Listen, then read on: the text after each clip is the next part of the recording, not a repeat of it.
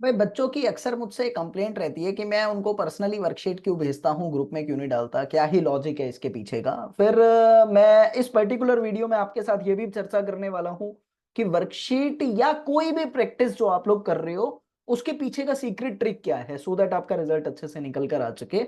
और एक इस वीडियो में सीक्रेट वो भी डिस्कस करूंगा कि आप एक गलती कर रहे हो और वो गलती बहुत सालों से हम करते आ रहे हैं, जिसके कारण हमको रिजल्ट में खामियाजा भुगतना पड़ रहा है। अब ये गलती कौन सी है वो थोड़ा ध्यान से सुनना, आप पसंद आएगी और फॉलो करोगे ना तो रिजल्ट में इंप्रूवमेंट भी आएगी, गारंटी है मेरी आप लोगों से। सबसे पहले तो मैं आपको लॉजिक बताना चाहता हूं, मैंने ये कहानी पहले भी बोली है कि कई बच्चे ऐसे अवेलेबल होते हैं जिनके पास बहुत सारे मटेरियल अवेलेबल होते हैं, कोचिंग के नोट्स तक अवेलेबल होते हैं, बुक्स अवेलेबल होती है प्रैक्टिस की। फिर मैं देखता हूं कि इतने इतने बंडल जमा कर लेते हैं प्रैक्टिस करने के लिए।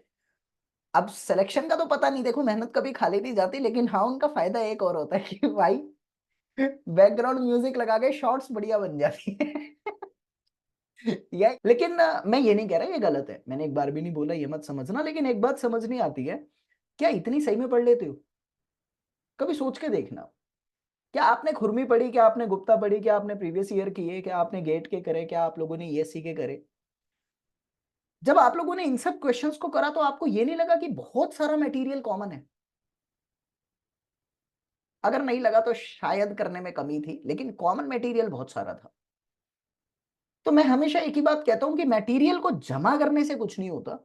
मटेरियल को आप कोई भी लो, अपने मटेरियल पे भरोसा रखो, खुद पे भरोसा रखो, क्योंकि ये भरोसा बहुत बड़ा काम करता है आप लोगों के साथ, और ये कहीं ना कहीं आप लोगों का रिजल्ट अच्छा देता है। अब यहां पर बात आती है कि इसी लॉजिक के बिहाफ पर मैं आप लोगों को वर्कशीट ग्रुप में क्यों नहीं देता, थोड़ा समझ के चलना। होता क्या है कि मैं एक सिद्धांत जानता हूं और उस लॉजिक के बिहाफ पर आप लोगों को एक बात बताऊंगा कि जनरली क्या होता है, हम लोगों की लाइफ बहुत अच्छी चल रही है, हम अच्छा रूटीन के हिसाब से पढ़ाई कर रहे हैं, लेकिन अगर उसी पर्टिकुलर टॉपिक के रिगार्डिंग हम लोगों को कोई अलग से कुछ मटेरियल दे गया और मैंने वो मटेरियल सॉल्व कर लिया तो बहुत अच्छा है। अगर वो मटेरियल मैंने ले लिया और मटेरियल सॉल्व नहीं किया ना, तो आप हमेशा ध्यान देना, आपके दिमाग पर एक स्ट्रेस आ जाएगा, आप बोझ में आ जाओगे। और जब आप लोग ऐसी स्टेट में आते हो ना कि आप लोगों ने कंटेंट गेन कर लिया लेकिन उसको सॉल्व नहीं करा, उसको दिमाग तक नहीं पहुंचाया, तो आप जिस हिसाब से खुशहाली भरी जिंदगी से चल रहे थे, जो कंफर्टेबल लाइफ, जो पैशन से आप लोग जी रहे थे, उसमें कमी आ जाती है। आपकी जिंदगी में अनचाहा एक बैरियर खड़ा हो जाता है जिसके कारण पढ़ाई में लॉस होता है। पढ़ाई में लॉस होगा, कॉन्फिडेंस कम होगा, ओवरऑल रिजल्ट में कहीं ना कहीं ये इफेक्ट डालेगा।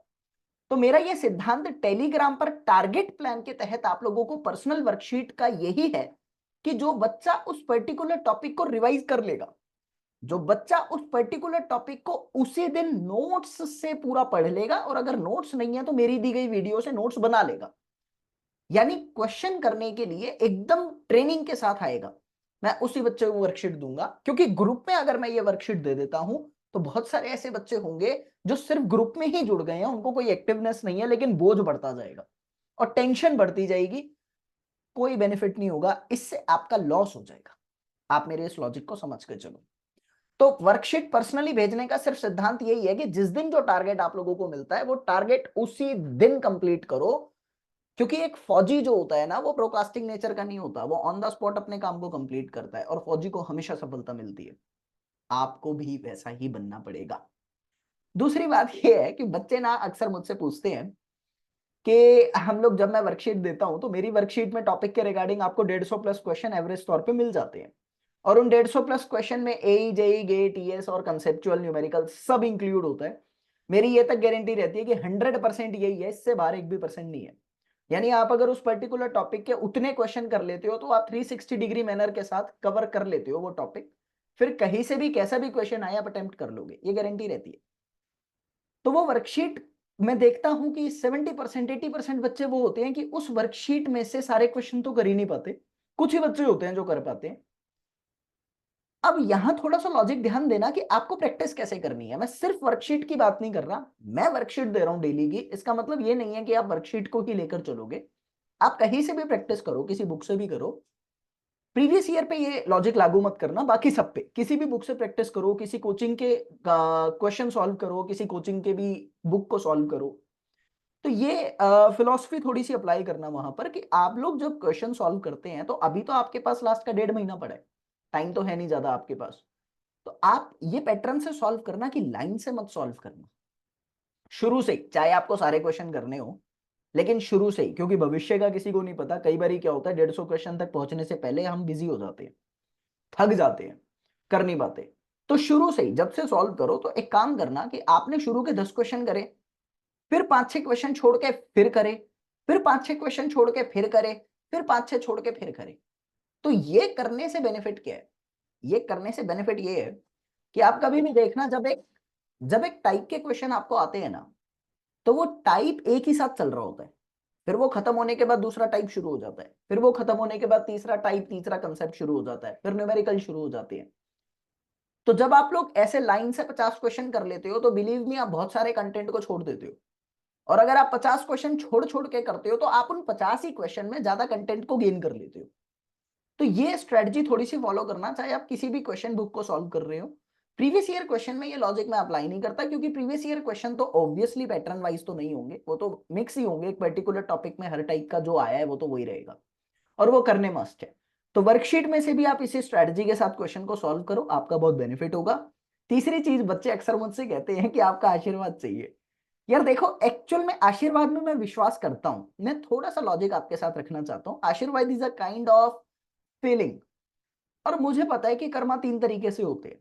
एक होता है आपके बॉडी से, एक्शन जो आप लोग करते हो, एक होता है आपके दिमाग से, एक होता है आपकी एनर्जी से, आसपास की एनर्जी है, और तीनों आपस में रिलेट है।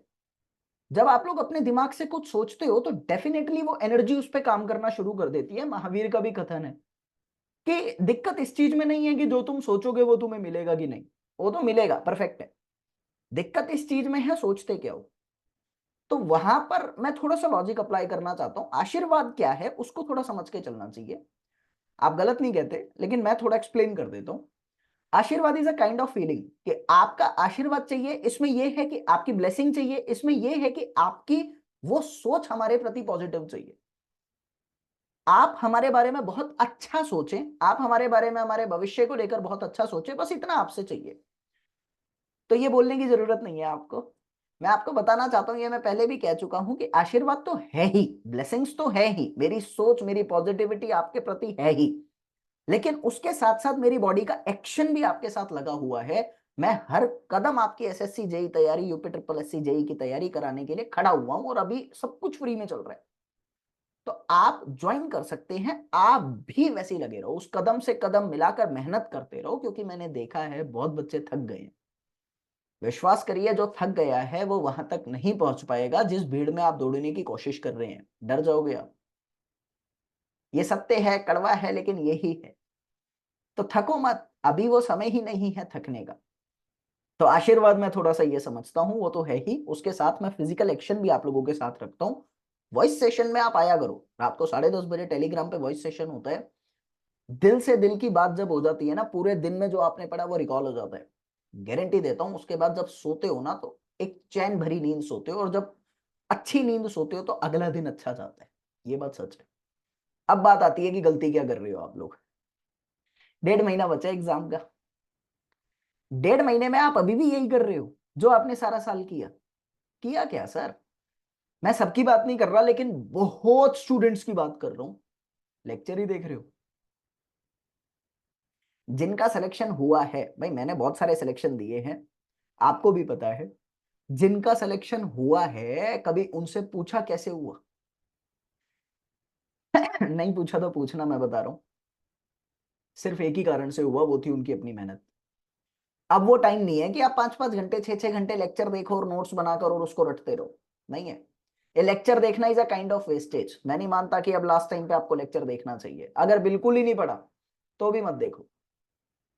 अब आप लोगों को क्या पढ़ना चाहिए? अब आप लोगों को अपने नोट्स रिवाइज करने चाहिए। नहीं है, डिमांड करो, बहुत सारे अवेलेबल है। वन लाइनर कंटेंट रिवाइज करो, क्वेश्चन प्रैक्टिस करो जितना हो सके, बस गाइडेंस लो कैसे करना है। कोई डाउट आता है गूगल करो। अब पूछने के भरोसे मत बैठो, 1.5 महीने का टाइम है। और एसएससी में बहुत डिफिकल्ट क्वेश्चन सिर्फ और सिर्फ 10-12% आते हैं। बाकी वही आप लोगों का 50-60% वन लाइनर आता है, 20-30% कंसेप्चुअल एंड न्यूमेरिकल से भरा होता है, यही होता है। तो आप समझो मेरी बात को कि आप लोगों को खुद से पढ़ाई करने का टाइम है। ये गलती आपने सारा साल करी होगी, लेक्चर ही देखे हैं बहुत बच्चों ने, कुछ नहीं किया। मैं सबकी बात नहीं कर रहा, जो सेल्फ स्टडी करता आया है या कर रहा है वो तो बेस्ट है, उसके बिना कुछ नहीं है। लेकिन अगर आप लोगों ने सिर्फ लेक्चर ही देखे और अभी भी लेक्चर ही देख रहे हो तो बिलीव में अगले साल भी मौका आ सकता है दोबारा देखने का, बुरा मत मानिएगा, लेकिन ये सत्य है, नहीं होगा। तो ये गलती मत करो यार। बाकी आप हर तरीके से मदद चाहिए तो मेरा कॉन्टेक्ट नंबर आपको दिख ही चुका होगा, आप कॉल कर सकते हैं, कॉल नहीं तो व्हाट्सएप करो, मैं आप लोगों को रिप्लाई करूंगा। टेलीग्राम पर जुड़ सकते हो, जहां मैं कदम से कदम मिलाकर आप लोगों को वर्कशीट दे रहा हूँ, ट्रिक की वीडियो दे रहा हूँ, स्ट्रैटेजी रिगार्डिंग वीडियो दे रहा हूँ, डेली वॉइस सेशन पे बात कर रहा हूँ, क्विज करवा रहा हूँ। मतलब सिर्फ एक ही चीज के अंतर्गत घूम रहा हूँ, वो है आपके सेल्फ स्टडी, क्योंकि उसके बिना काम नहीं होगा। जय हिंद।